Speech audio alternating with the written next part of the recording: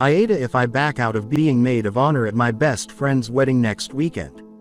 Best man is my ex-fiancé who cheated on me and I can't be around him, let alone walk arm in arm with him. Jump into the worst week of my life.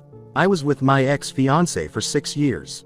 Loved him with every fiber of my being. Wedding planned for August. Refused a job offer so could move with him for his next Air Force assignment. Monday, a call girl from a website called Massage Republic texts him in the middle of the night saying she's reaching out to old clients because she's back in the game. His phone was at my house while he was flying. I text back she must have wrong number. She says she doesn't. In a moment of brains I pretend to be him instead of the jealous girlfriend and call girl gives me all the details. I'm such a fool, this had been happening under my nose for years. I confront him. He claims to be a sex addict and promises to change. I consider it for half a second and say no. Cue uncontrollable crying, self-doubt, a battery of STD tests, awkward encounters with him, fight over the ring, his mom, who I loved, calling me non-stop and begging me to reconsider, and on and on. And on top of all this, my best friend is marrying his best friend May 11th. Groom doesn't want to rock the boat at this late date and selecting a new best man. Bride says she has way too much in her plate and is begging me to just go through with it and she'll make it up to me. I've never hated a human being as much as I hate him. I can't be in the same room with him, let alone walk arm in arm with him. I understand the whole wedding doesn't need to fall apart because I'm upset. So I just want to not go and spend the day downing the leftover Percocets from my wisdom teeth operation, fucking as many Tinder dudes who can stand to be around me after not showering and burning all his shit. Would I be the asshole if I back out of the wedding? Edit. Wow, I checked out for a few hours to try and sleep and this exploded. I'm so sorry I haven't been reading, I'll try and catch up. Edit 2. Okay guys, I don't know what the verdict is, but whether or not you voted YTA or NTA and said I should go anyways to support my friend, we were friends before we were born. Our moms were college roommates, your argument were the most convincing. I'm going to suck it up, participate, have fun, make my lock screen image the text from Panama, where she said, "Remember, you liked taunting my asshole." So when I get sad I have an instant reminder of who he really is. And then when it's all over I'm going to scream myself hoarse and beat the ever-living fuck out of my pillows. If I can update a week from now I will. I still have a lot of reading to do, so thank you all for commenting. Edit 3, that won't be seen. Guys, I've had the worst week of my life and been crying almost non-stop since 3 a.m. last Monday, or Tuesday, or whatever. I have to clear up people calling my best friend the asshole. That just isn't the case, at all. I love her as much as I love any person on the planet and she has my back. But this wedding is now a week away. It's not a simple thing of kicked me out or asking ex-fiancé not to come. Everyone is furious with him but only she, me and he know the details of call girls. My ex's parents, grandparents and everyone else are going to be at the wedding.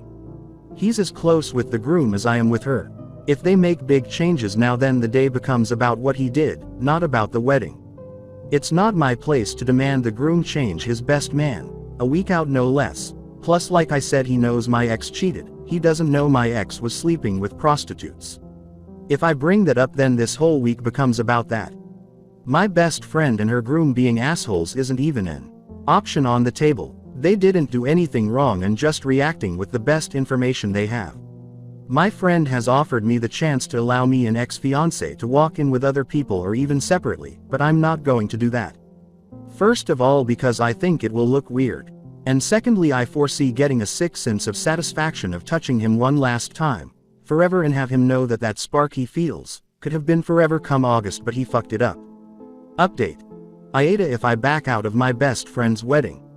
Best man was my ex-fiancé who I found out was cheating. I can't believe how huge this got.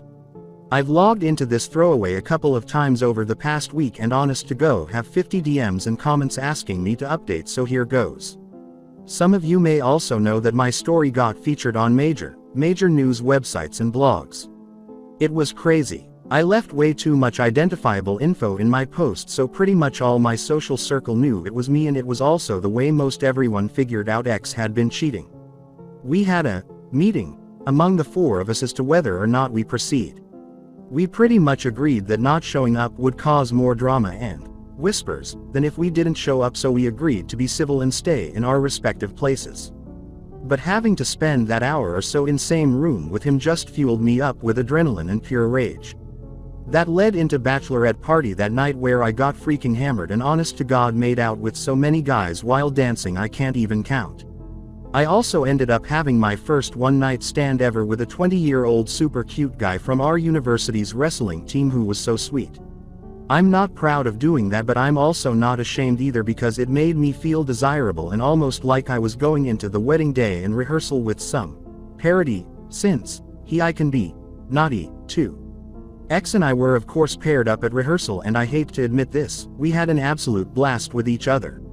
It wasn't a mistake that we had such a great and fun relationship, we are very compatible.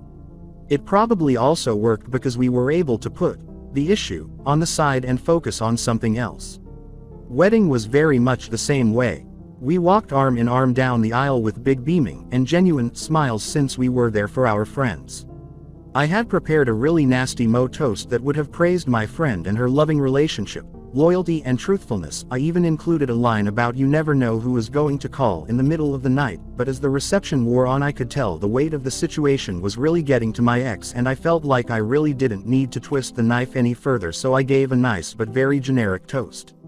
As night went on, X was more and more out of it and sitting by himself either on his phone or with his head in his hand.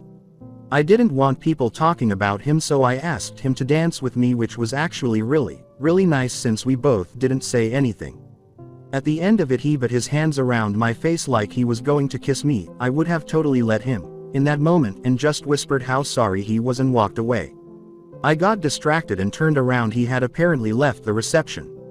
I hate myself for it, but I was so sad to see him go. This wedding is literally the last thing we ever have to do with each other. There's no expectation of got Sundays or Bloody Mary brunches with his mom. We won't argue over how bad IPA beer smells or who forgot to put gas in the car. Like the reality of him just being able to leave without me arguing that I'm not ready to go yet. Classic introvert-extrovert pairing here, sunk in that this is over.